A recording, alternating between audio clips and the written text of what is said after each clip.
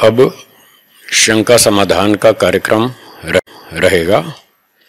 एक बार ओम का उच्चारण करेंगे।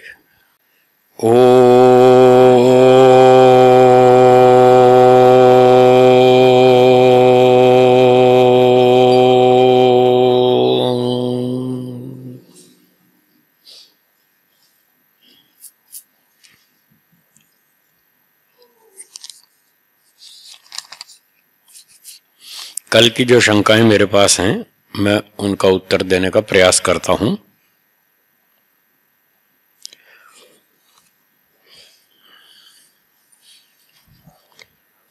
उपनिषद आर्ष ग्रंथ है।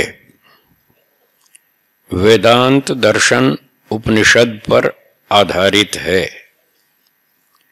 उपनिषद में जो कथा वर्णित है, जैसे कठोपनिषद में यमाचार्य नचिकेता संवाद, वे सत्य हैं या आलंकारिक कथाएं हैं। इसमें विद्वानों के दोनों प्रकार का विचार है। विद्वानों का कुछ लोग इसको आलंकारिक कथा भी मानते हैं और कुछ लोग इसको इतिहास भी मानते हैं, सच्ची घटनाएं भी मानते हैं। दोनों प्रकार का विचार है इसमें। प्रश्न 2, मीमांसा दर्शन कहां से पढ़ सकते हैं? कौन पढ़ना चाहता है मीमांसा दर्शन? आप पढ़ना चाहते हैं? आपने बाकी पढ़ लिए 5 दर्शन? वेदांत पढ़ना बाकी है ना, वो चल रहा है। उसके बाद फिर मीमांसा पढ़ना चाहते हैं। और कौन पढ़ना चाहता है पीछे? अच्छा, आपने और बाकी दर्शन पढ़ लिए? कुछ पढ़ लिए? हाँ, तो 5 पहले पूरे कर लें, ठीक है। फिर मीमांसा के लिए हमारे यहाँ तो दर्शन योग में तो नहीं पढ़ाते। आचार्य सत्यजीत जी हैं, उनसे पूछिएगा, शायद वो पढ़ाते हो, मुझे पूरा पता नहीं है। उनसे पूछिएगा, अगर वो पढ़ाते हो तो उनसे पढ़ सकते हैं, ठीक है।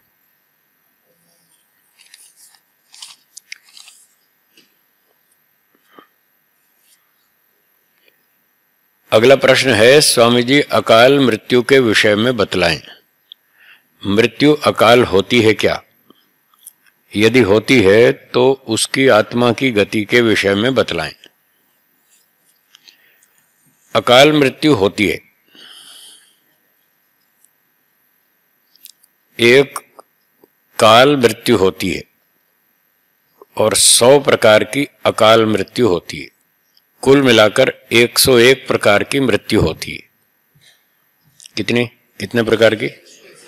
101। सुश्रुत में लिखा है, आयुर्वेद के ग्रंथ है एक सुश्रुत, उसमें यह लिखा है 101 प्रकार की मृत्यु होती है, जिसमें से स्वाभाविक मृत्यु केवल एक, जो बुढ़ापे में होती है। 80-90 साल में जब पूरी शक्ति शरीर की धीरे धीरे खत्म हो जाती है, तब बुढ़ापे में जो मृत्यु होती है वो स्वाभाविक मृत्यु है। बाकी बची 100 प्रकार की मृत्यु, वो सब अकाल मृत्यु है। कोई ट्रेन दुर्घटना में मारा जाता है, कोई बस दुर्घटना में, कोई कार में, कोई बॉम्ब ब्लास्ट में मारा जाता है, कोई भूकंप में मारा जाता है, कोई आतंकवादी की गोली से मारा जाता है, कोई जहर पी के आत्महत्या कर लेता है, कोई पिस्तौल चला के मर जाता है, कोई नदी में कूद जाता है, कोई 10वें माले से कूद के मरता है। वो 100 प्रकार की ये सब अकाल मृत्यु है। अकाल का मतलब जिसका काल अभी नहीं आया। काल आएगा बुढ़ापे में, वो है काल मृत्यु, जो स्वाभाविक मृत्यु है। तो जिसका अभी मरने का समय नहीं आया, अभी शरीर में शक्ति है, तो वो ऐसे किसी भी दुर्घटना से मर जाता है, इसको अकाल मृत्यु कहते हैं। तो अकाल मृत्यु में जो लोग दुर्घटना में मारे गए, दूसरे के कारण या प्राकृतिक दुर्घटना में, उनको तो जो नुकसान हुआ उसकी पूर्ति ईश्वर कर देगा। मान लो कोई अच्छा मजबूत बलवान व्यक्ति था और हम मान के चलते हैं उसको ईश्वर ने 80 वर्ष की आयु दी थी जीने के लिए, इतनी शक्ति भर दी कि वो 80 साल तक जी सकता है। अब वो था 25 वर्ष का, एक ट्रक एक्सीडेंट में वो मारा गया, तो 80 में से 25 साल तो जी लिया, बाकी कितने बच गए उसके जो खो गए? 55। तो 55 वर्ष ईश्वर उसको वापस दोबारा दे देगा, उसके नुकसान की पूर्ति ईश्वर कर देगा। 55 वर्ष। कौन से 55? 1 से 55 या 26 से 80? 26 से 80 खोए ना, जो खोए वही मिलेंगे। एक आदमी की मारुति कार खो गई, उसने पुलिस में रिपोर्ट लिखाई, साहब मेरी मारुति कार चोरी हो गई है, ढूंढो। पुलिस वालों ने खोजबीन की, कार तो मिली नहीं। एक लूना मोपेड मिल गई, बोले लूना मोपेड ले जाओ, कार तो मिली नहीं। वो ले लेगा? नहीं लेगा ना। वो कहेगा क्यों, मेरी कार खोई है तो मैं कार लूंगा, मोपेड क्यों लूंगा? तो जो चीज खोई है वही वापस मिलनी चाहिए, न्याय की बात तो यही है। तो उस व्यक्ति के 26 से लेकर 80 तक के वो 55 वर्ष खोए थे। एक्सीडेंट के बाद जो मारा गया, कौन से वर्ष खोए उसके? 26 से 80 वाले, वही वापस मिलने चाहिए, तो वही वापस मिलेंगे। फिर कोई कहेगा जी क्या 25 साल का पैदा होगा? 25 साल का तो पैदा नहीं होगा, पर उसके और जितने कर्म बाकी हैं इस जन्म के और पिछले जन्मों के, उन कर्मों के आधार पर ईश्वर उसको 1 से 25 साल का जीवन देगा। उतने कर्म ले लेगा जिसका फल 1 से 25 हो, और पीछे वो जोड़ देगा 26 से 80 वाले, तो दोबारा 80 साल का एक जन्म देगा ईश्वर। इस तरह से उसके नुकसान की पूर्ति हो जाएगी। और उसके मरने से परिवार वालों को भी कष्ट हुआ, उनका भी नुकसान हुआ, उसकी पूर्ति भी ईश्वर कर देगा। जिस जिसको नुकसान हुआ उसको पूरा नुकसान की पूर्ति मिलेगी। अंग्रेजी में इसको कॉम्पेंसेशन कहते हैं, तो वो कॉम्पेंसेट कर देगा ईश्वर। इस तरह से ईश्वर की न्याय व्यवस्था चलती है। तो ये सब अकाल मृत्यु की बात थी, कोई भी कभी भी कहीं भी मर सकता है, इसलिए सड़कों पर लिखा है सावधानी हटी और दुर्घटना घटी। सावधानी से चलें, दुर्घटना से बचें। जगह जगह ऐसे स्लोगन लिखे रहते हैं बोर्ड पर। कहीं रोड पे काम चल रहा है तो वहां नोटिस बोर्ड लगा देते हैं, यहाँ काम चल रहा है सावधानी से चलें, सड़क बंद है, निर्माण कार्य चल रहा है, ऐसे ऐसे बहुत सारी सूचनाएं लिखते हैं। तो इन बातों से पता चलता है कि कभी भी दुर्घटना हो सकती है, कभी भी हाथ पैर टूट सकते हैं, कभी भी मृत्यु भी हो सकती है, कुछ भी हो सकता है। इसलिए सावधान रहना चाहिए हमेशा।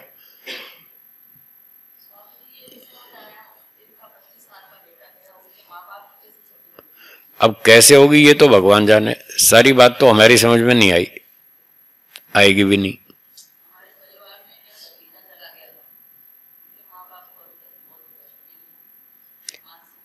अब मानसिक कष्ट में वो दुखी होते रहेंगे तो उससे कोई फायदा है? तो कम से कम इतना तो दुखी मत हो ना। एक नुकसान तो हुआ, बेटा गया, एक तो फिजिकल भौतिक नुकसान हो गया, दूसरा मानसिक नुकसान क्यों कर रहे हैं? वो तो रोक सकते हैं ना आप, वो आपके हाथ में है। उनको समझाएं कि जो बेटा चला गया अब आपके रोने धोने से वापस नहीं आएगा, तो कम से कम रोना धोना बंद करो। जो सत्य है उसको स्वीकार करो और शांति से जियो। जो आपका जीवन बचा है वो क्यों खो रहे हो, क्यों दुखी हो रहे हो? जो बचा है उसको तो ढंग से जियो कम से कम। जो हो गया सो हो गया, और जो नुकसान हो गया उसकी पूर्ति ईश्वर कर देगा। अगले जन्म में करेगा, 2-4 जन्म बाद करेगा, जब भी करेगा वो कर देगा। ईश्वर को मानते हैं, हाँ या ना? आप तो मानते हो, उनको समझाइए। आप तो मानते हैं, मुझे पता है, उनको समझाइए कि तुम ईश्वर को मानते हो या नहीं। वो कहेंगे हाँ मानते हैं। तो मानते हैं तो ये पूछिए कि अगर ईश्वर को मानते हैं तो ये बताओ वो न्यायकारी है या अन्यायकारी? क्या उत्तर देंगे? न्यायकारी। अगर न्यायकारी है तो किसी दूसरे की दुर्घटना से, दूसरे के अन्याय से वो मारा गया, तो नुकसान हुआ, तो उसका ईश्वर नुकसान की पूर्ति करेगा या नहीं करेगा? ऐसे उनको समझाएं। अगर ईश्वर न्यायकारी है तो वो पूर्ति जरूर करेगा। अगर नुकसान की पूर्ति नहीं करता तो फिर वो न्यायकारी कहां हुआ? तो ऐसे उनको समझाएं। समझाने से हो सकता है उनको समझ में आ जाए। अगर समझ में आ गया तो शांति से जिएंगे, और नहीं आया तो डबल नुकसान। एक नुकसान तो हो ही चुका है, दूसरा और दुखी होते रहेंगे। उसमें तो उनकी अपनी गलती है, तो वो उस गलती को दूर करने के लिए आप उनको सहयोग करें और समझाएं कि अब हो गया सो हो गया, उसको भूल जाओ, आगे भगवान हमारी रक्षा करेगा, जो भी करेगा वो दे देगा। इस तरह से हमको संतोष करना पड़ेगा। जी साहब बोलिए। कोई फिक्स नहीं है।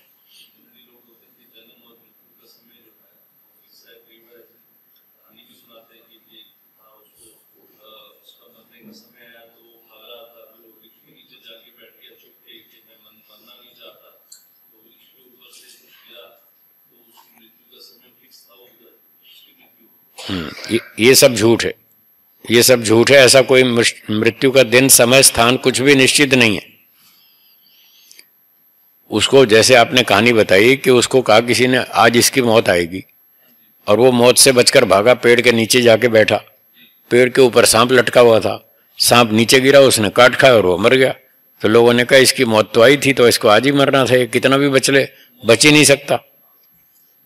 तो ऐसी कहानियां लोग बहुत सुनाते हैं। ये सब झूठ है, ऐसा नहीं है। हैं जी, क्या कह रहे हैं? कुछ भी नहीं है, कोई भी कभी भी मर सकता। मैंने आपको प्रमाण सुनाया तो सी 101 प्रकार की मृत्यु, उसमें जो निश्चित है ना, निर्धारित, वो केवल एक है, स्वाभाविक मृत्यु, जो 80-90 साल में होती है। बुढ़ापे में शरीर की शक्ति खत्म हो जाती है, तब व्यक्ति बैठे बैठे मर जाता है, चलते चलते गिर जाता है, वो स्वाभाविक है। इसके अलावा 100 प्रकार की मृत्यु कभी भी हो सकती है, वो कोई भी फिक्स नहीं है। क्या दुर्घटना होती है या नहीं होती? होती है ना। दुर्घटना में जो मृत्यु होती है वो प्री डिसाइडेड होती है या अचानक होती है? जो अचानक होती है उसी का नाम तो एक्सीडेंट है। एक्सीडेंट की क्या परिभाषा? जो कभी भी अचानक कुछ भी हो जाए। गुजराती वाले इसको अकस्मात बोलते हैं, अकस्मात कहते हैं ना। अकस्मात का मतलब क्या होता है? अचानक। जो अचानक होता है वो पहले से पूर्व निर्धारित नहीं होता। जो पूर्व निर्धारित हो तो फिर तो वो तो मर्डर हुआ, वो एक्सीडेंट थोड़ी हुआ, वो तो प्री प्लान्ड हुआ ना। जो एक्सीडेंट प्री प्लान्ड होता है, तो फिर फर्क है ना दोनों में। अभी ठहरो ठहरो ठहरो, शांति से चलेंगे, बताएंगे। मेरी बात पूरी सुनिए ध्यान से। जो एक्सीडेंट होता है वो प्री प्लान्ड नहीं होता, और जो प्री प्लान्ड होता है वो एक्सीडेंट नहीं होता। जैसे न्यायाधीश ने आदेश किया, भाई ये अपराधी है, इसको फांसी पे लटकाओ, इस तारीख को फांसी पे लटका दो, जल्लाद ने लटका दिया, वो तो प्री प्लान्ड है। वो नाप तोलकर सोच समझकर उसको अपराधी को दंड दिया गया। जो दंड दिया जाता है वो नाप तोल कर दिया जाता है या कुछ भी हो जाए। तो जो एक्सीडेंट होता है वो नाप तोल कर होता है कि इसकी 2 हड्डी तोड़नी, इसकी 3 तोड़नी, इसकी 5 तोड़नी, इसकी जान ले लेनी, ऐसा होता है क्या? एक्सीडेंट में तो कुछ भी हो सकता है। इसका मतलब क्या हुआ कि जो दंड दिया जाता है, कर्मफल दिया जाता है, वो अलग चीज है और दुर्घटना अलग चीज है। दुर्घटना में कोई नापतोल थोड़ी है, कुछ भी हो सकता है। तो ये जो दुर्घटना वाली मृत्यु है, ये सारी एक्सीडेंटल डेथ है, ये सब प्री डिसाइडेड नहीं है, ये पहले से निश्चित नहीं है, कभी भी कहीं भी कुछ भी हो सकता है। हाँ जी, पीछे वाले सज्जन अब बोलिए, ठहरो, बारी बारी से नंबर।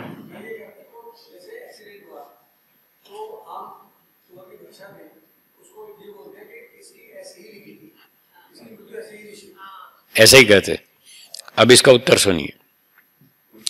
जो लोग कहते हैं इसकी मौत ऐसे ही लिखी थी, तो मेरा प्रश्न ये है कि वो मौत किसने लिखी थी? क्या उत्तर देंगे वो लोग? ईश्वर ने। ठीक है, ईश्वर ने लिखी थी। एक उदाहरण ले लेते हैं। एक व्यक्ति बाइक पर जा रहा था हाईवे पर, और पीछे से ट्रक आया। ड्राइवर ने शराब पी रखी थी, वो नशे में था, उसने बाइक वाले को ठोक दिया और वो गिर गया और वहीं मर गया। लोगों ने कहा इसकी मौत यहीं लिखी थी। आप कह रहे हैं, वो भी कहते हैं कि भाई ईश्वर ने लिखी थी। चलो मान लिया। अगर ईश्वर ने लिखी थी तो ट्रक ड्राइवर ने ईश्वर के आदेश का पालन किया या नहीं किया? किया ना। ईश्वर के आदेश का पालन करना धर्म है या अधर्म है? जब उसने धर्म का काम किया तो ड्राइवर को इनाम देना चाहिए या दंड देना चाहिए? तो आप इनाम दो, मैं मान लेता हूं। आप ड्राइवर को इनाम दो, मैं मान लेता हूं, भगवान ने मौत लिखी थी। आप इनाम देंगे ड्राइवर को? तो इसका मतलब सारी कहानी झूठ है। कहां लिखी थी? कुछ नहीं लिखा था। जो सेनापति के आदेश का पालन करता है उसको तो आप इनाम देते हैं। 26 जनवरी को राष्ट्रपति जी इनाम देते हैं नहीं? जो सेनापति के आदेश का पालन करता है उसको इनाम दिया जाता है, और जो ईश्वर के आदेश का पालन करे उसको दंड।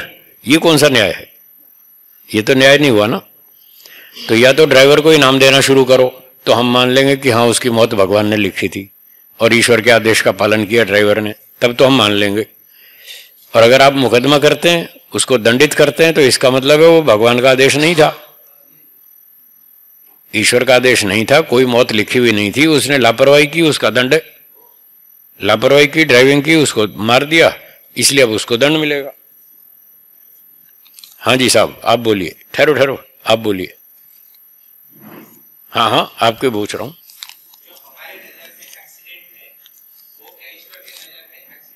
जी हाँ, नहीं नहीं, कोई प्री डिसाइडेड नहीं है, वो दोनों की नजर में एक्सीडेंट ही है। ठीक हो गया। आप बोलिए दिनेश जी। जी हाँ, अगर हमारे हाथ में ना हो तो सड़क पे स्लोगन क्यों लिखा है, सावधानी हटी और दुर्घटना घटी? आपके गुजरात एसटी पर लिखा है झड़प नहीं मजा, मौत नहीं सजा, लिखा है नहीं? तो क्यों लिखा है? धीमे चलो, सावधानी से चलो। एक बार मैं जम्मू से आगे जा रहा था, ऊपर कश्मीर में, कार में जा रहे थे हम, 3-4 लोग थे। अब वहां तो पहाड़ी रूट, ऐसे ऐसे सड़क चलती है ना, तो वहां टेढ़े मेढ़े रूट है और जगह जगह स्लोगन लगा रखे हैं, बोर्ड, वो ट्रैफिक रूल्स वालों ने, ट्रैफिक विभाग वालों ने। कहीं लिखा है सावधानी से चलें, आगे तीव्र मोड़ है, कहीं लिखा है अंधा मोड़ है, और कहीं लिखते हैं वो हॉर्न बजाएं, कहीं लिखते हैं सुरक्षा में ही सुरक्षा है। एक बोर्ड आया, उसी रूट में चलते चलते पढ़ा हमने, उस बोर्ड पे लिखा था, यदि आप शादीशुदा हैं तो गाड़ी सावधानी से चलाएं, पीछे घर पे कोई आपका इंतजार कर रहा है, ऐसा ऐसा लिखा था। यदि आप शादीशुदा हैं तो गाड़ी सावधानी से चलाएं, पीछे कोई इंतजार कर रहा है। तो मैंने जब वो स्लोगन पढ़ा तो मुझे थोड़ी हंसी आई मन में। तो मैंने थोड़ा मजाक किया, हमारे साथ जो बाकी लोग थे, मैंने उनको कहा देखो देखो क्या लिखा है, पढ़ो तो। बोले क्या लिखा है? मैंने कहा लिखा है यदि आप शादीशुदा हैं तो गाड़ी सावधानी से चलाएं, पीछे कोई इंतजार कर रहा है घर पे। तो मैंने कहा इसका मतलब ये हुआ कि ब्रह्मचारी हो तो ठोक दे, शादीशुदा है तो गाड़ी ध्यान से चलाए, ब्रह्मचारी है तो ठोक दे। क्यों, रोने वाला तो कोई है नहीं पीछे, फिर क्या दिक्कत है? ये तो मैंने मजाक से किया ऐसा, बाकी उसका मतलब, उसका भाव ये तो नहीं था ना कि ब्रह्मचारी हो तो ठोक दे, वो तो सभी के लिए था, बस एक तरीका था, थोड़ा मनोरंजक ढंग से उन्होंने लिख दिया, ध्यान आकर्षित करने के लिए मनोरंजक ढंग से उन्होंने लिख दिया कि यदि आप शादीशुदा हैं तो जरा सावधानी से चलें, पीछे कोई इंतजार कर रहा है। तो ये सारे स्लोगन क्यों लिखे जाते हैं? इसका मतलब मरना जीना हमारे हाथ में। सावधान रहेंगे तो दुर्घटना से बचेंगे, हमारी आयु बढ़ जाएगी। आप रोज तो मंत्र पढ़ते हैं, जीवेम शरदशतम भूयश्च शरदशतात्, क्यों जी पढ़ते हैं? नहीं पढ़ते हैं ना। इसका क्या मतलब है? हम 100 वर्ष जिए, 100 से अधिक जिए, मतलब जीना मरना हमारे हाथ में। आयुर्वेद में आयु बढ़ाने के बहुत सारे उपाय लिखे। मान लो पिछले कर्मों के हिसाब से आपको 80 वर्ष की आयु मिली, इस जन्म में इतनी शक्ति भर दी बचपन से ही शरीर में भगवान ने कि अगर आप सामान्य रूप से ठीक ठाक जीते रहे तो 80 वर्ष जी सकते हैं, इतनी शक्ति भर दी। अब आयुर्वेद कहता है कि आप रात को जल्दी सोएं, कुछ उपाय लिखें आयु बढ़ाने के।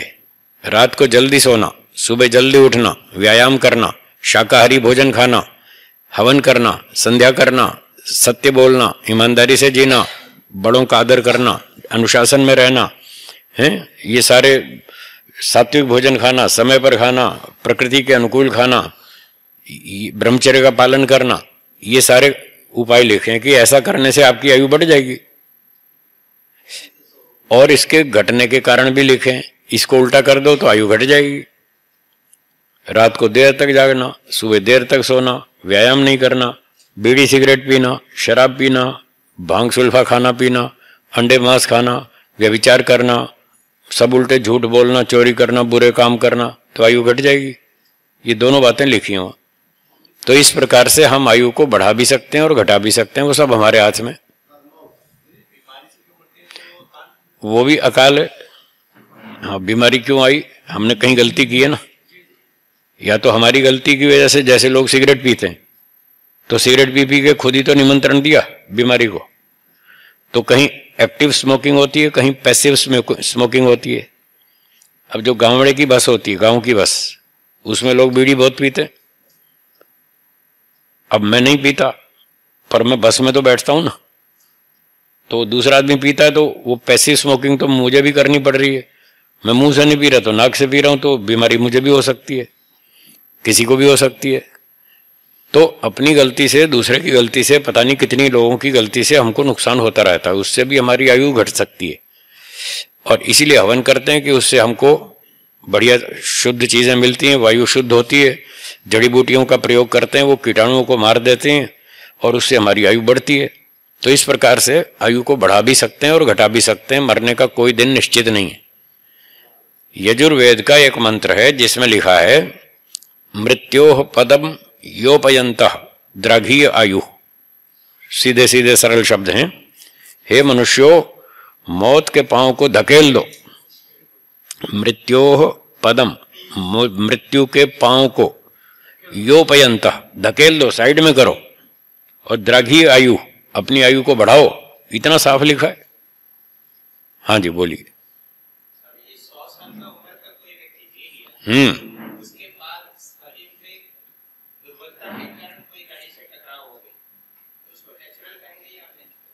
वो नेचुरल नहीं है। अगर टकराता नहीं तो 5 साल और जीता, 105 जीता वो, पर वो टक्कर मारने से चोट लग गई, मर गया बेचारा। ये भी एक्सीडेंटल है। हाँ, काफी कुछ हो जाती है, कहीं कहीं दिक्कत आएगी, नहीं तो बहुत सारा तो हो जाएगा। 80-90 साल में व्यक्ति जीते जीते जीते शरीर की शक्ति खत्म हो गई। अब बिस्तर पे लेटा था, रात को सोया, फिर सुबह उठा ही नहीं, तो रात को सोते सोते चला गया। तो ये स्वाभाविक मृत्यु है। घर में बैठा था शाम को 3-4 बजे दोपहर बाद, तो बस बैठे बैठे उसको अचानक थोड़ी कमजोरी सी लगी, वो लेट गया, बस लेट गया, फिर उठा ही नहीं। तो ये तो स्वाभाविक मृत्यु है जो 80-90 साल में हो जाती है। और उससे पहले कोई टक्कर लगे, कोई रोग हो जाए, तो फिर वो अस्वाभाविक यानी अकाल मृत्यु मानी जाएगी। ठीक है, चलिए ये बात हो गई पूरी। बोलिए माता जी।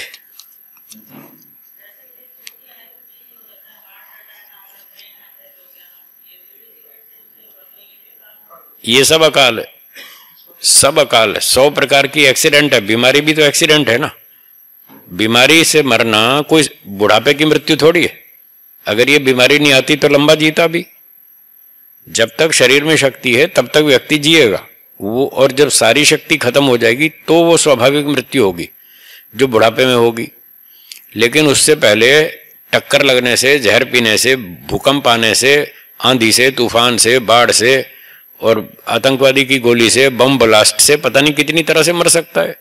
और इन्फेक्शन हो जाता है, बीमारी लग जाती है, उससे भी वो मर जाता है। तो ये सब अकाल मृत्यु है। हाँ जी बोलिए, बोलिए बोलिए साहब बोलिए।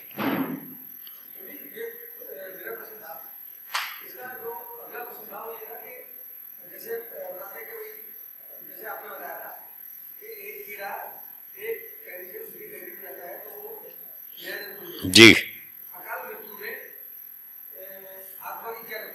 उसको दूसरा जन्म मिलेगा। तत्काल आत्मा भटकेगा नहीं, भूत प्रेत बन के कहीं नहीं भटकेगा। ये सब भ्रांति है। हाँ, कहीं नहीं भटकता। मरने के बाद आत्मा बेहोश हो जाता है, चाहे वो स्वाभाविक मृत्यु से मरे, चाहे एक्सीडेंट से मरे, कैसे भी मरे। शरीर छोड़ते ही आत्मा बेहोश हो जाता है और फिर उसको ईश्वर उठा ले जाता है। उसके कर्म अनुसार उसको दूसरा जन्म देगा। ठीक है, हाँ जी बोलिए। पीछे वाले, सबसे पीछे। नमस्ते जी। स्वामी, अकाल मृत्यु जो स्वाभाविक मृत्यु है और एक्सीडेंटल मृत्यु में फर्क क्या है? फर्क यह है कि वो अपने आप मरता है व्यक्ति, और यहाँ किसी दुर्घटना के कारण मरता है। अकाल मृत्यु में कोई कारण से मरता है, दुर्घटना आदि से, बीमारी से, दुर्घटना से, एक्सीडेंट से, चोट से, आंधी तूफान, बाढ़, भूकंप आदि आदि, इससे मरता है। तो ये सारी अकाल मृत्यु है जो बुढ़ापे से पहले होती है, और जो बुढ़ापे में बिल्कुल अंतिम शक्ति खत्म हो जाए तब जो होती है मृत्यु, वो स्वाभाविक मृत्यु है। ये दोनों में अंतर है। हाँ, तो वो ऐसा हो रहा है तो क्योंकि सारा खान पान गलत है, वायु गलत है, वायु दूषित है, पानी दूषित है, अनाज दूषित है, फल शाक सब्जी हर कुछ तो दूषित है। तो जब खराब चीज खाएंगे तो बीमार तो होंगे ही, वो तो फिर धीरे धीरे धीरे मरने वाली बात है। तो ये स्वाभाविक थोड़ी है, ये स्वाभाविक मृत्यु नहीं है। जी साहब बोलिए। नमस्ते।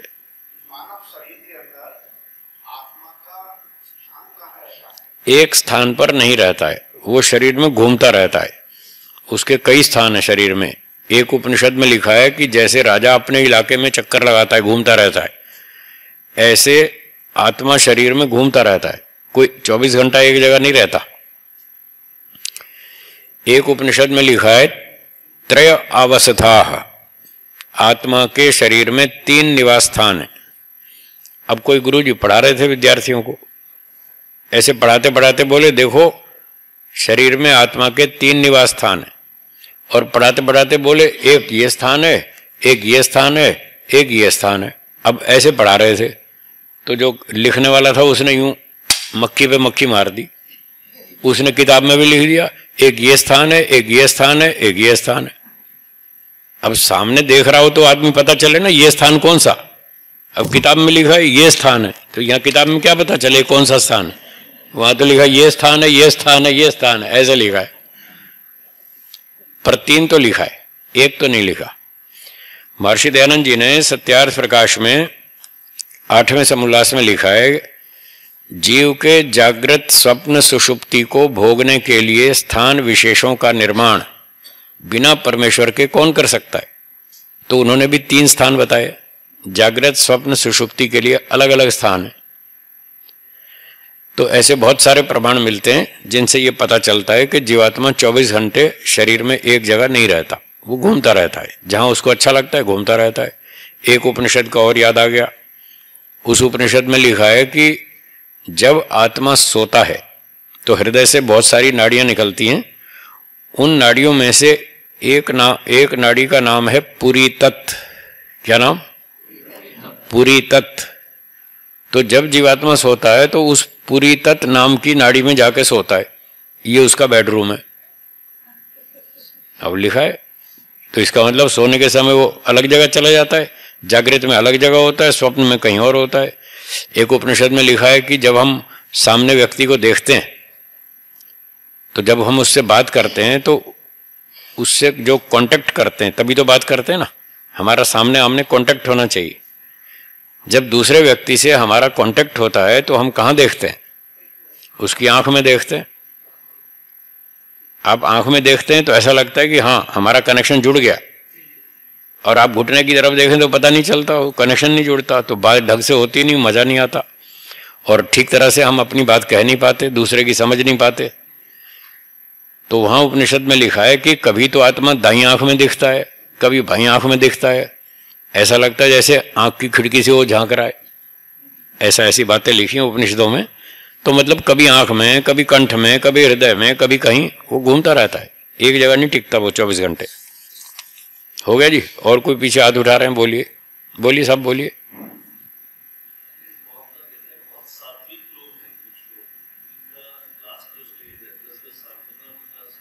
रोगी रहे।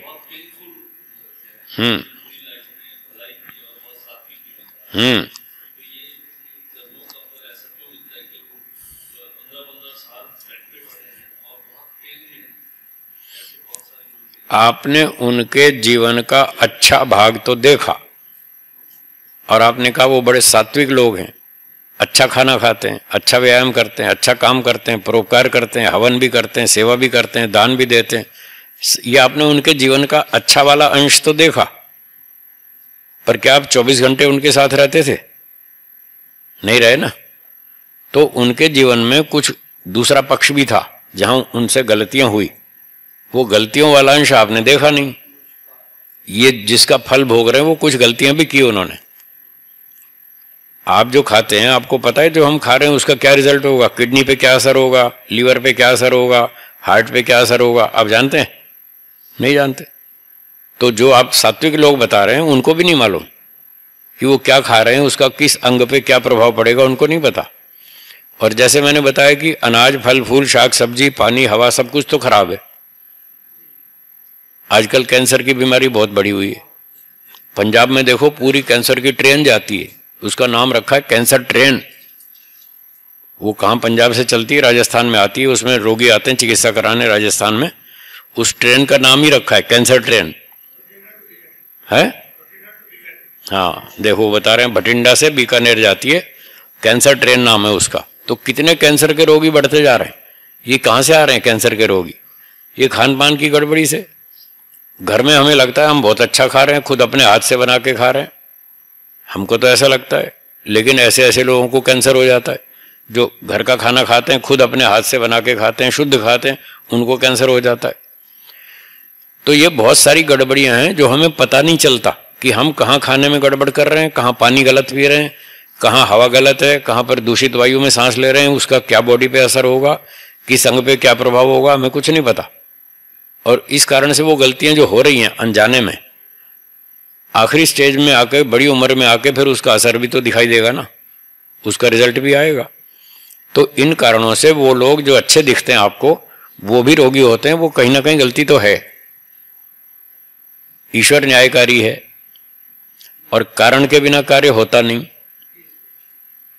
अगर कुछ कार्य दिख रहा है तो मतलब कोई कारण तो होगा ना, कहीं तो गलती हुई है ना, चाहे उनसे हुई, चाहे दूसरे से हुई, चाहे किसी से भी हुई, कोई ना कोई गलती हुई, कहीं ना कहीं तो उस गलती की वजह से ही नुकसान हो रहा है। इन सारी गलतियों से बचने का, दूसरों के अन्याय से बचने का केवल एक ही उपाय है, एक ही स्थान सुरक्षित है, वो है मोक्ष। मोक्ष में जाओ, फिर कोई आपको नहीं छुएगा। और जब तक संसार में आएंगे कोई गाली देगा, कोई आरोप लगाएगा, कोई पत्थर मारेगा, कोई जहर पिलाएगा, कोई नकली फल खिलाएगा, कोई असली खिलाएगा, कोई कुछ खिलाएगा, वो तो अन्याय तो होना ही होना है। हाँ जी, क्या कह रहे हैं? पिछले जन्म का जो होता है वो जन्म से मिलता है। जो जीन्स में आते हैं रोग, वो पिछले जन्म के कर्म फल हैं। जो हेरिडिटी से या जीन्स में आते हैं ना, बाई बर्थ, वो पिछले जन्म का है। और अगर जीन्स में नहीं आया तो फिर वर्तमान जीवन में कहीं गलती हुई है, कोई सिगरेट पी रहा है, कोई शराब पी रहा है, कोई जहरीला भोजन खा रहा है, कोई, वो फिर वर्तमान का है, ऐसा। हाँ जी,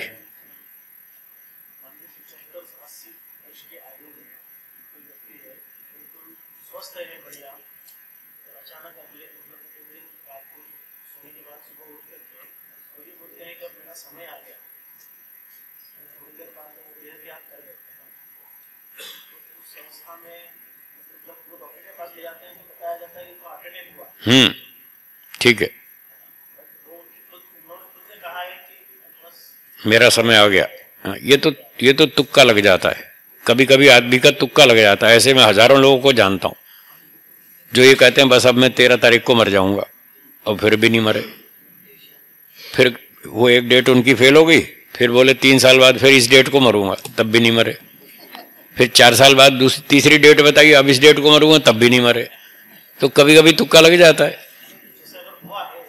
मैं खुद कह रहा हूं ऐसा होता है, कभी कभी तुक्का लग जाता है, कभी नहीं लगता है। ये तो तुक्का है, बस जानता कोई भी नहीं है। हाँ, डॉक्टर जानता है, डॉक्टर के पास वो सिम्टम्स होते हैं, वो जानता है कि मरने वाले के क्या लक्षण है, और वो बॉडी में लक्षण आ जाए तो वो डॉक्टर सही बताएगा कि अब 1 हफ्ते से ज्यादा नहीं टिकेगा, इससे जो वसीयत करानी करा लो, जिसको मिलना हो मिलवा लो। डॉक्टर की बात सही होती है, वो तो एक्सपर्ट है ना, उस लाइन का एक्सपर्ट है, वो सही बताएगा। बाकी तो ऐसे तुक्का मारते हैं। हाँ जी,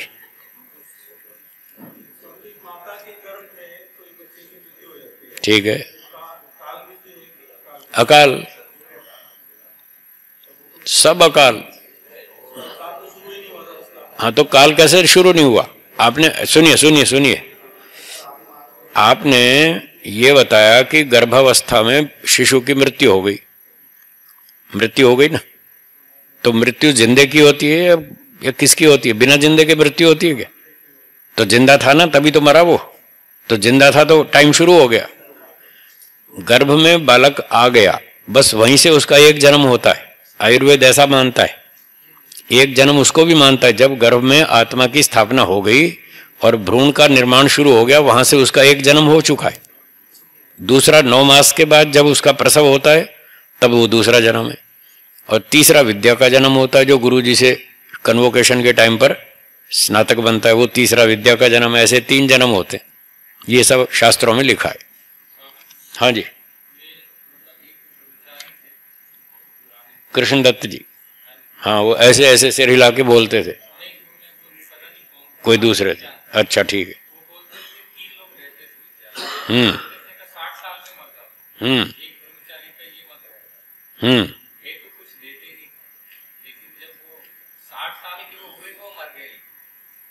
मैं कहता रहा हूँ तुक्का लग जाता है किसी किसी का,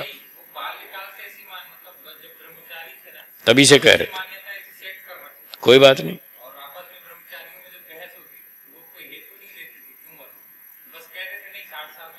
तो मैं उत्तर ये दे रहा हूं, ऐसा एक व्यक्ति नहीं बोलता है, हजारों लोग बोलते हैं।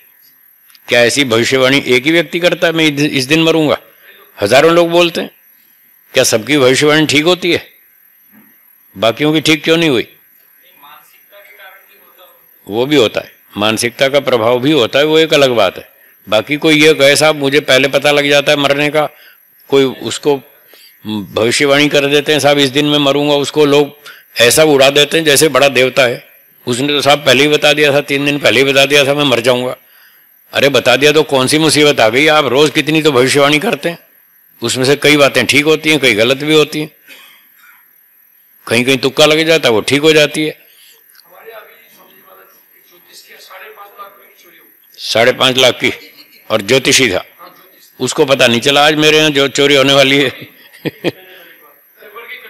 बिल्कुल बिल्कुल, ऐसे उज्जैन में बहुत बड़ी बड़ी घटनाएं हो चुकी। उज्जैन भारत में ज्योतिषियों का सबसे बड़ा गढ़ माना जाता है, सबसे बड़ा स्थान। वहां के 2 बड़े बड़े टॉप ज्योतिषी ऑल इंडिया में फेमस, बड़े, उनके हजारों शिष्य काम करते हैं देश भर में। उन दोनों के घर में घटना हुई। एक की तो बेटी विधवा हो गई 3 महीने में, जबकि उसने बेटी की जो जन्म पत्री मिलाई थी बहुत अच्छी मिला करके शादी की थी, और ये देखा था कि जो मेरा दामाद है वो बहुत लंबी उम्र का होगा। ऐसे जन्म कुंडली मिला के फिर शादी की, और 3 महीने में उसकी बेटी विधवा होगी। बोलो उसका भविष्यफल कहां गया? और दूसरा ज्योतिषी था, उसके घर में रात को डकैती हुई, चोर डाकू आ गए और सारा कुछ सोना चांदी बर्तन भांडे सब लूट के ले गए।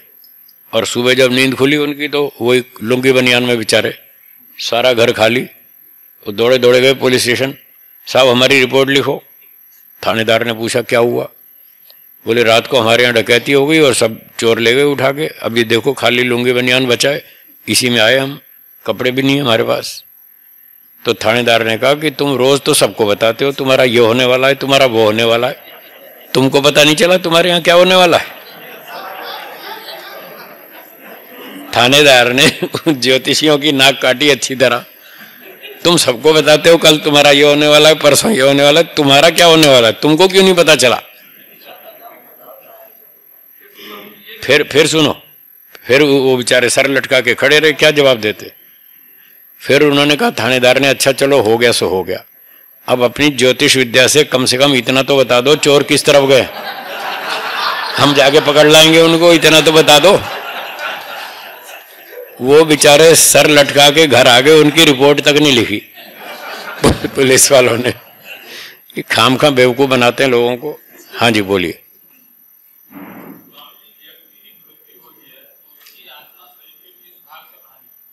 कहीं से भी निकल सकती है, आंख से, कान से, नाक से, त्वचा से, कहीं से भी छिद्र से निकल जाएगी। उसको शास्त्रों में लिखा है, कहीं से भी निकल सकती है। हाँ जी, अगली बात है, What was the contribution of Charvaka हैं, Charvaka in either promoting or destroying आर्य धर्म? ये किन का प्रश्न है? आपका है? आप क्या पूछना चाहते हैं? चारवाक का क्या रोल था वैदिक धर्म के नाश में, ये पूछ रहे हैं? चारवाक ने उसी की पूछ रहे हैं, चारवाक की? हाँ जी, हाँ जी। तो चारवाक ने, वो था नास्तिक, ईश्वर को नहीं मानता, आत्मा को नहीं मानता, पुनर्जन्म को नहीं मानता, कर्मफल को नहीं मानता, उसका नाम है चारवाक। तो वो ये कहता है खाओ पियो मजा करो, किसने देखा अगला जन्म? तो वो तो नास्तिक था, लोगों को नास्तिक बनाया उसने, वैदिक धर्म का तो विनाश किया, अच्छा तो कुछ नहीं किया, नुकसान ही किया। ठीक है।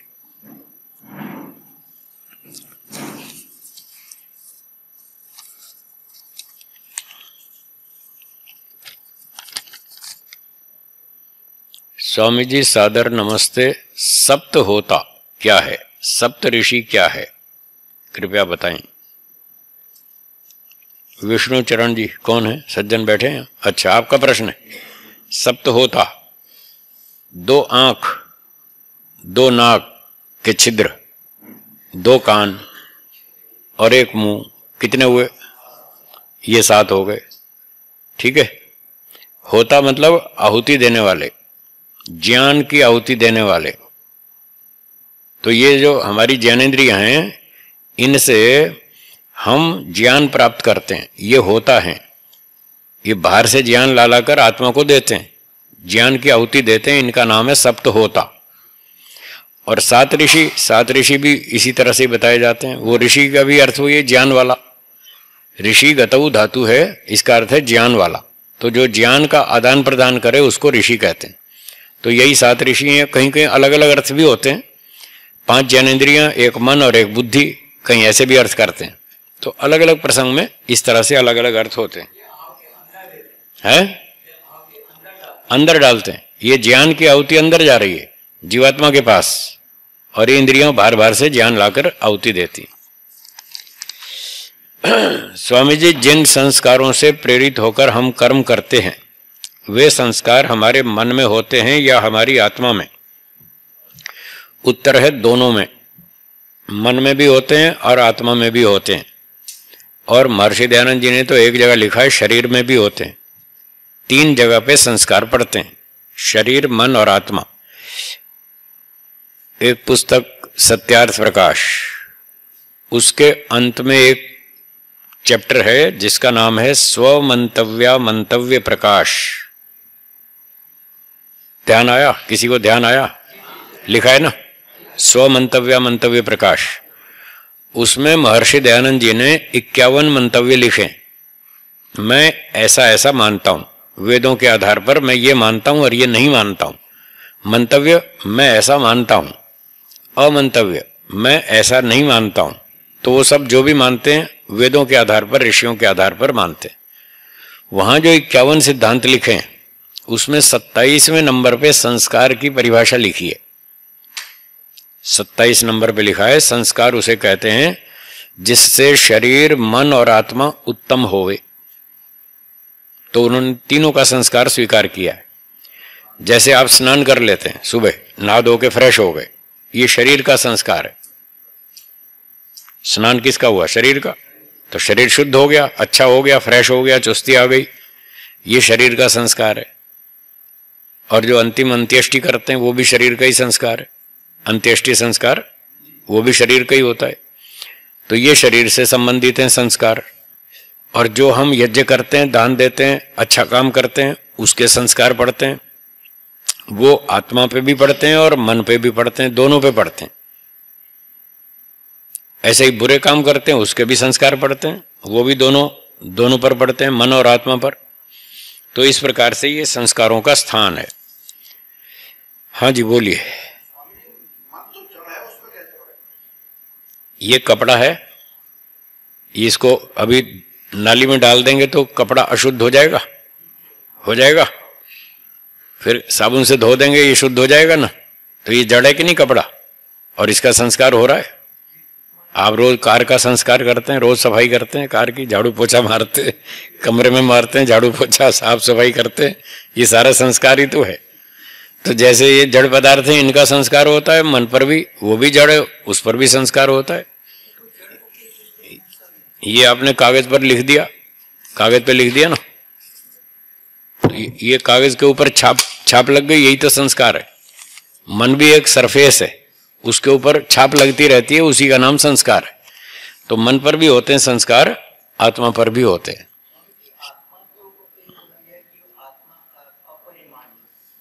अपरिणामी, हाँ ठीक है, परिणाम नहीं होते, फिजिकल चेंजेस नहीं होते। आत्मा में मिथ्या ज्ञान आता है या नहीं? अविद्या मिथ्या ज्ञान किसको होता है, जड़ को या चेतन को? आत्मा जड़ है या चेतन? तो चेतन आत्मा में जब मिथ्या ज्ञान आता है और फिर वो तत्व ज्ञान आता है तो मिथ्या ज्ञान हट भी जाता है। तो ये चेंज तो हुआ ना, इस तरह का चेंज होता है आत्मा में। पर वो जैसे केला गल सड़ जाता है फिजिकल, ऐसे फिजिकली आत्मा गलता सड़ता नहीं है। जब कहते हैं आत्मा अपरिणामी है तो उसका अर्थ है केले की तरह गलता सड़ता नहीं है। अपरिणामी का मतलब ये, ज्ञान की दृष्टि से, कर्म की दृष्टि से उसमें चेंजेस आते हैं। जब वो अच्छी बात सीखता है तो अच्छा बन जाता है, उसके संस्कार बढ़िया हो जाते हैं, ज्ञान शुद्ध हो जाता है। और जब वो झूठ छल कपट बुरे काम करता है, चोरी डकैती करता है, तो उस पर वो गलत संस्कार पड़ जाते हैं, उसका ज्ञान भी गलत, कर्म भी गलत। तो ज्ञान कर्म की दृष्टि से आत्मा में चेंजेस आते हैं। योग दर्शन का तीसरा चैप्टर है, 55वां सूत्र है, उसमें लिखा है सत्व पुरुषयोः शुद्धि साम्य कैवल्यम। जब आत्मा की, पुरुष माने आत्मा और सत्व माने बुद्धि, जब बुद्धि और आत्मा दोनों की शुद्धि हो जाती है तब मोक्ष होता है। तो जब शुद्धि दोनों की हो रही है तो अशुद्धि भी दोनों में होती होगी। आत्मा और वहां बुद्धि दोनों लिखे हैं, एक जड़ है एक चेतन है, तो दोनों शुद्ध भी होते हैं, दोनों अशुद्ध भी होते हैं। जब मिथ्या ज्ञान और मिथ्या कर्म करता है तो ये अशुद्ध हो जाते हैं, जब शुद्ध ज्ञान और शुद्ध कर्म करता है तो ये शुद्ध हो जाते हैं। इसलिए दोनों पर संस्कार पड़ेंगे, मन पर भी आत्मा पर भी। हाँ जी,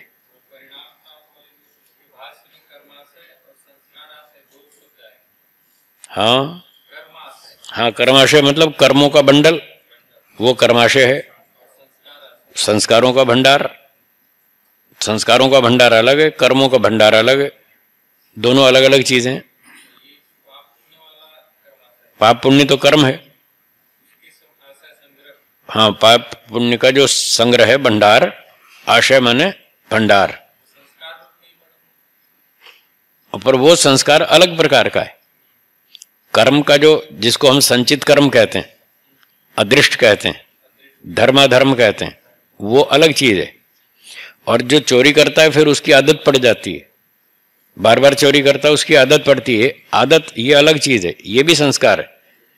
ये कर्म वाला संस्कार है जो हमको दोबारा उस कर्म में प्रेरित करेगा।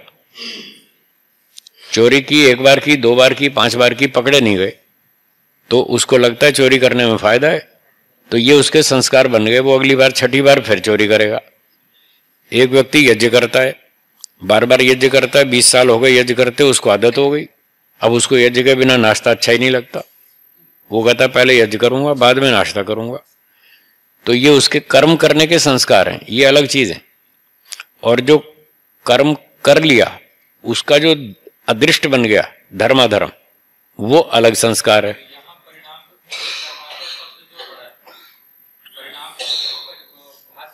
हाँ,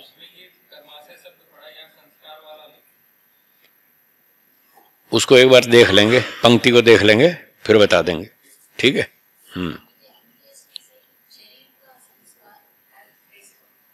शरीर, डेड बॉडी में दुर्गंध आती है, बीमारी फैलती है, कीटाणु बढ़ते हैं, रोग फैलता है, तो अशुद्ध हो गया ना शरीर, और ज्यादा दूषित होता जा रहा है, इसमें और गड़बड़ बढ़ती जा रही है। तो अग्नि में इसको जलाकर इसको ठीक ठाक कर देते हैं, इसका निपटारा कर देते हैं। तो जिस वस्तु को की जो बुराई थी उसको दूर कर दिया और उसको ठीक ठाक कर दिया, शुद्ध कर दिया, या उसका निपटारा ही कर दिया, तो ये उसका संस्कार कहलाता है। तो अंतिम संस्कार जो होता है अंत्येष्टि, वो शरीर का ही तो करते हैं, आत्मा तो निकल गया।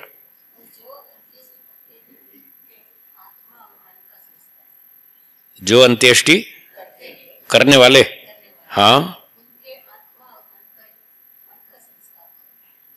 ना ये तो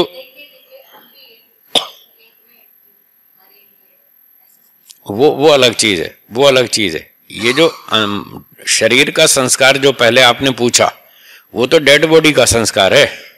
और जो करने वाले वो तो सिर्फ ये काम थोड़ी करते, 50 काम करते हैं। जो भी काम करते हैं उसका संस्कार बनता है। अच्छा करेंगे अच्छा संस्कार बनेगा, बुरा काम करेंगे बुरा संस्कार बनेगा, वो तो बनेगा ही सबका। वो अंत्येष्टि वालों का भी बनता है, दूसरे का भी बनता है। हाँ जी, हाँ देहदान करना चाहिए, अच्छी बात है। तो क्या होगा? 16वां संस्कार वो ऐसे होगा, जो लोग देहदान करते हैं, अपना बॉडी उन्होंने मेडिकल कॉलेज को दे दिया, वो 2-3 महीने तक विद्यार्थियों को उस डेड बॉडी पर रिसर्च सिखाते हैं, काम करना सिखाते हैं, फाड़ फाड़ के उनको बताते हैं देखो ये हार्ट है, ये लीवर है, ये फलाना है, तो वो सिखाते हैं। 2-3 महीने बाद वो बॉडी बेकार हो जाती है, फिर उसको जला देते हैं। उसका अंतिम संस्कार 2-3 महीने बाद होगा, बस इतनी बात है। परिवार वाले नहीं करेंगे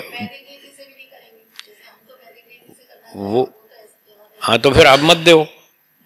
आपको वैदिक रीति से करना है तो मत दो, और देते हो तो ये सोच के दो कि भी फिर आगे जो होगा सो होगा, ये कर देंगे अपने ढंग से जो करना है।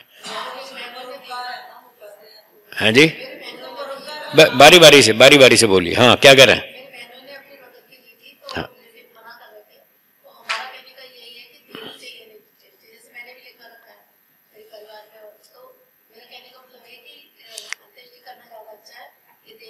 वो तो आपकी इच्छा है, आप स्वतंत्र हैं, आपका शरीर है, आप जैसे भी उसका निपटारा करें। देहदान करना अच्छा है, वो कोई गलत काम नहीं है। राय ले रहे हैं, राय लेते हैं तो देना अच्छा है, उसमें पुण्य होता है। आपको थोड़ा पुण्य और मिल जाएगा, मरने के बाद भी पुण्य मिल जाएगा। हाँ लिखा है तो अच्छी बात। अजय कार्य समय को भी तो देखो, कब तक बैठना है? फिर आपको फिर ये मेरे ऊपर डंडा लेके चढ़ जाएंगे हैं?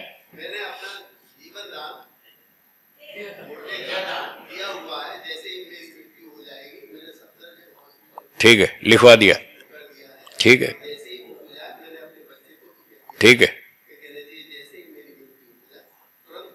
ठीक है, ठीक है, ठीक है, बहुत अच्छा किया, बहुत बढ़िया है।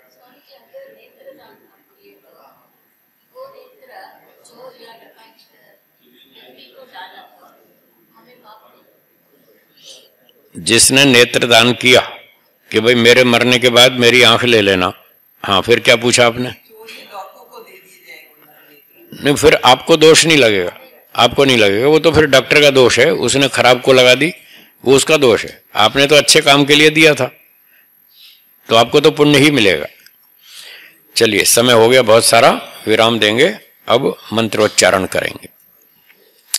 ओम यज्जाग्रतो दूरमुदैति दैवं तदुसुप्तस्य तथैवैति दूरंगमं ज्योतिषां ज्योतिरेकं तन्मे मनः शिवसंकल्पमस्तु।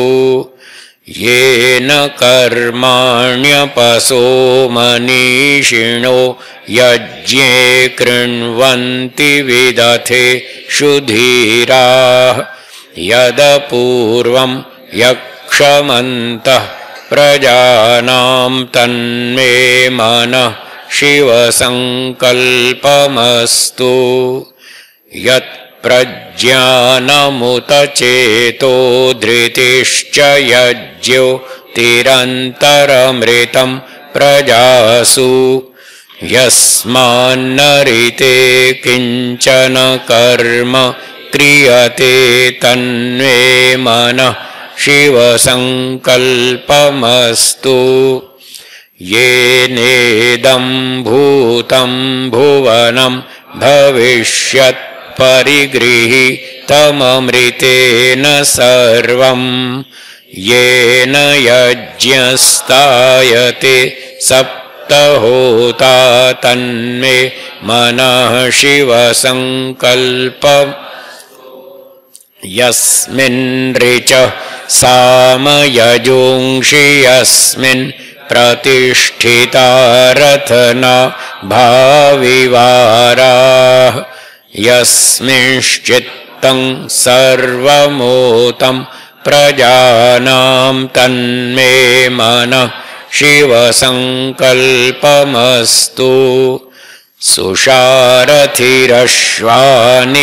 यन्मनुष्यान् नेनीयते भीषुभिर्वाजिन इव हृत्प्रतिष्ठं यदजिरं जविष्ठं तन्मे मनः शिवसङ्कल्पमस्तु। ॐ शान्तिः शान्तिः शान्तिः। सर्वेभ्यो नमः। बोलिए। सबको सादर नमस्ते जी। धन्यवाद।